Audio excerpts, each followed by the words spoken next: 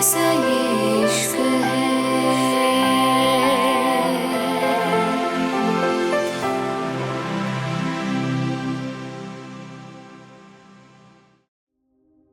सेरेन बुरी तरह चिल्ला रही थी, लेकिन उसके चीखने चिल्लाने के बाद भी उसको कुछ समझ नहीं आ रहा था। उसको कोई जानबूझ के इस जगह कैद करके जा चुका था और अब वो चाह के भी इस जगह से नहीं निकल सकती थी। उसकी आंखों में आंसू थे। आखिर वो करे भी क्या? इतनी कोशिश करने के बाद भी वो इस जगह से नहीं निकल सकती थी। अभी भी वो यही सब सोच रही थी जब अचानक ही इस जगह का टेम्परेचर कम होने लगा था। सेरेन चीखते हुए बोली, युवान, आई नो, ये सब तुमने किया है, प्लीज दरवाजा खोलो युवान। सेरेन के बार बार कहने पर भी युवान दरवाजा नहीं खोल रहा था। सेरेन उसको बार बार दरवाजा खोलने को कह रही थी, लेकिन उसने कोई दरवाजा नहीं खोला था। सेरेन की आंखों से आंसू और ज्यादा तेज निकलने लगे थे। कॉलेज भी अब बंद हो गया था। शाम हो चली थी। हर कोई अब कॉलेज खाली करके जा चुका था। अकेली सेरेन उस सुनसान कॉलेज में बैठी थी। उसको स्विमिंग नहीं आती थी, इसलिए उसको पानी से भी डर लग रहा था। वो वैसे ही बैठी थी। तभी अचानक ही उसको बाहर से किसी की आवाज आई थी। सेरेन जल्दी से बोली, कोई मुझे सुन रहा है? हेलो, प्लीज मुझे यहां से बाहर निकालो, कोई है? प्लीज, मैं यहां अकेली हूं, प्लीज कोई तो सुनो। सेरेन के इतनी बार कहने पे किसी ने उसकी एक नहीं सुनी थी, जिसके साफ सा मतलब था वो यहां फंस चुकी थी। तभी अचानक से किसी ने अंदर एक पेपर फेंका था। सेरेन ने जैसे ही वो पेपर उठाया, उस पे बड़े बड़े शब्दों लिखा था, एंजॉय। सेरेन की आंखें बाहर आने को तैयार थीं। कोई इतना घटिया खेल रहे उसके साथ कैसे खेल सकता था? वो समझ गई थी ये काम युवान का है, क्योंकि युवान ही ऐसा इंसान था जो उसको परेशान करने के लिए किसी भी हद तक जा सकता था, और वो किसी भूखे शेर की तरह उसके पीछे खड़ा था। और वो ये भी जानती थी वो हर हालत में उससे बदला लेके ही मानता। इसलिए वो दरवाजे के पास बैठकर रोने लगी थी। उसके रोने से उसकी आंखें भी लाल हो गई थीं। उसका चेहरा भी लाल था। ऊपर से उसको ठंड भी लग रही थी और भूख भी लग रही थी। इस जगह अंधेरा था, जिसकी वजह से सेरेन ज्यादा कुछ देख नहीं पा रही थी। आसपास उसको सिर्फ और सिर्फ अंधेरा नजर आ रहा था। ऊपर से ये जगह पता नहीं कहाँ बनी हुई थी, जिससे यहाँ नेटवर्क भी नहीं थे। सेरेन जल्दी से बोली, इमरजेंसी अलार्म तो होगा ही। वो खुद से बात कर रही थी। तभी उसको कॉर्नर पे एक अलार्म दिखा था। उसने जल्दी से जाके उस अलार्म को बजा दिया था, लेकिन आगे कोई होता तभी सुनता। कहीं से कोई भी नहीं आया था। सेरेन एक कोने में खुद को अपने हाथों से कवर करके बैठी गई थी। वो इस उम्मीद में थी शायद कोई तो उसका फोन उठाएगा, शायद कोई तो उसको फोन करेगा। लेकिन ये सब तब होता जब उसके फोन में नेटवर्क आते, जो कि नहीं थे। सेरेन का दिल बुरी तरह घबरा रहा था। उसने जल्दी से सामने देखा था, लेकिन यहाँ कहीं दूर से दूर तक कोई नहीं था जो उसकी मदद करे। सेरेन पानी से कुछ दूर बैठ के पानी को देख रही थी। उसको पानी से डर लगता था, और पता नहीं क्यों उसको बार बार ऐसा लग रहा था जैसे कोई उसको पानी के अंदर धक्का दे रहा है।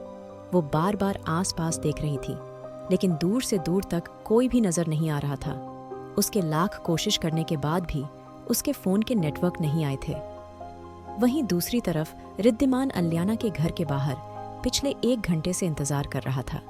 वो जानता था अलियाना कितनी जिद्दी है और वो यकीनन उसके कहने पे नहीं आएगी, लेकिन पता नहीं क्यों उसके दिल में एक उम्मीद थी, और वो पता नहीं क्यों किस उम्मीद में चला गया था।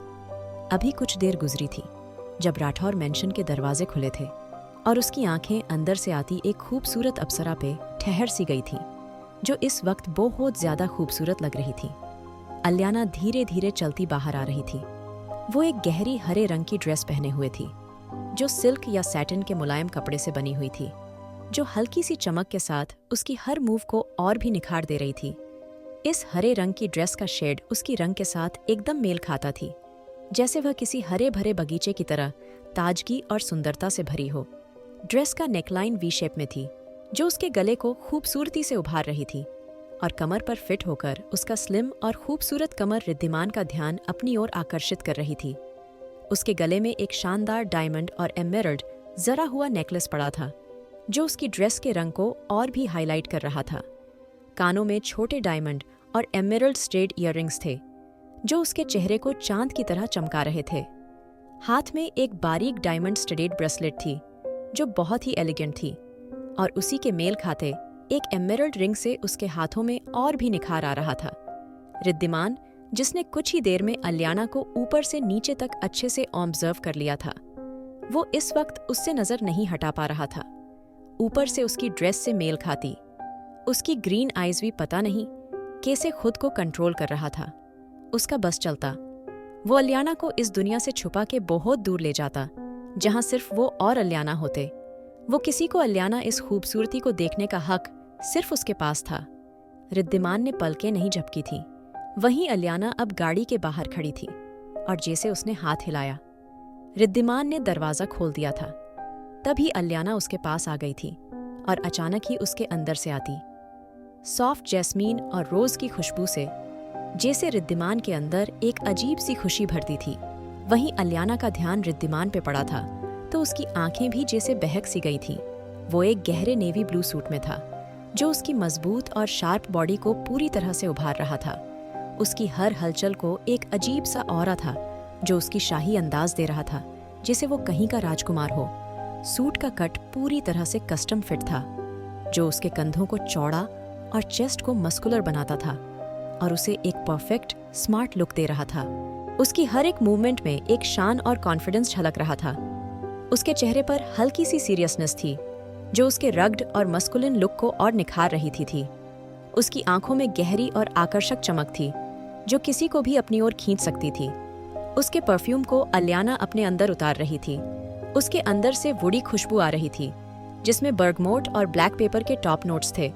अलियाना पता नहीं क्यों खुद को बहुत लकी समझ रही थी। तभी अचानक ही रिद्धिमान धीरे से बोला, चलें? अलियाना, जो रिद्धिमान को बेशर्मों की तरह देख रही थी, उसने जल्दी से अपनी नजरें दूसरी तरफ कर ली थी। वो धीरे से बोली, हाँ।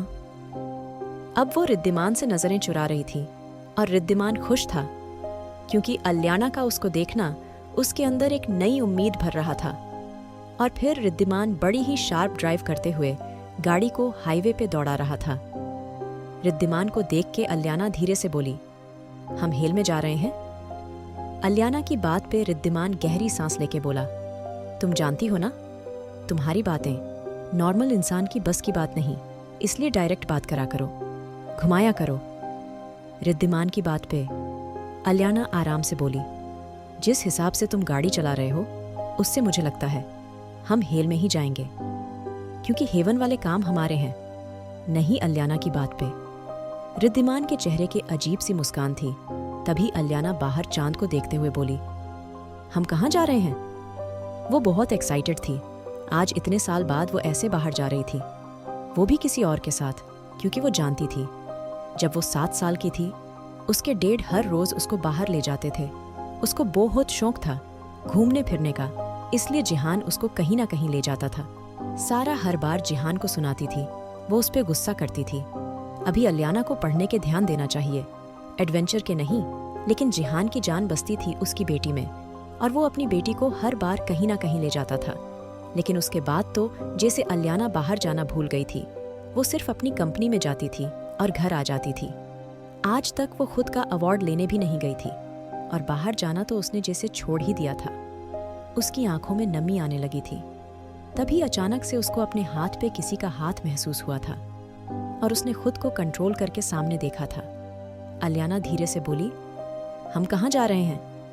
उसकी बात पे रिद्धिमान गाड़ी को घुमाते हुए बोला, फिक्र मत करो, तुम्हें मारने नहीं ले जा रहा। उसकी बात पे अलियाना हंसते हुए बोली, वो तुम कभी कर भी नहीं सकते। उसकी बात पे अचानक ही रिद्धिमान उसके चेहरे के सामने आते हुए बोला, तुम्हें मुझ पे इतना यकीन करती हो? उसने गाड़ी की स्पीड हल्की कर दी थी। अचानक ही अलियाना उसके चेहरे को देखते हुए बोली, शायद। और इतना कह के वो दूसरी तरफ देखने लगी थी। रिद्धिमान फिर से अपनी जगह पे आ गया था और गाड़ी की स्पीड एक बार फिर तेज हो गई थी। अलियाना धीरे से बोली, हम जा कहाँ रहे हैं? ये रास्ता तो बहुत अजीब सा है, क्या हम मुंबई के बाहर हैं? उसकी बात पे रिद्धिमान आराम से बोला, कुछ ऐसा ही समझ लो। इतना कह के उसने गाड़ी को जंगल वाले इलाके की तरफ मोड़ लिया था। अलियाना धीरे से बोली, रिद्धिमान, क्या तुम्हें नहीं लगता हमें इस तरह अंदर नहीं जाना चाहिए? आई मीन, ये जगह हम नहीं जानते और तुम। अभी वो कुछ कह ही रही थी जब रिद्धिमान धीरे से बोला, जब तक तुम मेरे साथ हो तुम्हें अपनी फिक्र करने की जरूरत नहीं, लेकिन हाँ, अगर तुम मुझसे दूर जाओगी तो मैं तुम्हारी गारंटी नहीं ले सकता। रिद्धिमान की बात पे अल्याना घुर के उसको देखा था, लेकिन ये भी था, उसको खुद से ज्यादा यकीन रिद्धिमान पे था और वो रिद्धिमान के साथ ही रहना चाहती थी। कुछ देर बाद गाड़ी एक जगह के आके रुकी थी। ये जगह देखने से काफी पुरानी सी लग रही थी, लेकिन उसको रिद्धिमान पे यकीन था।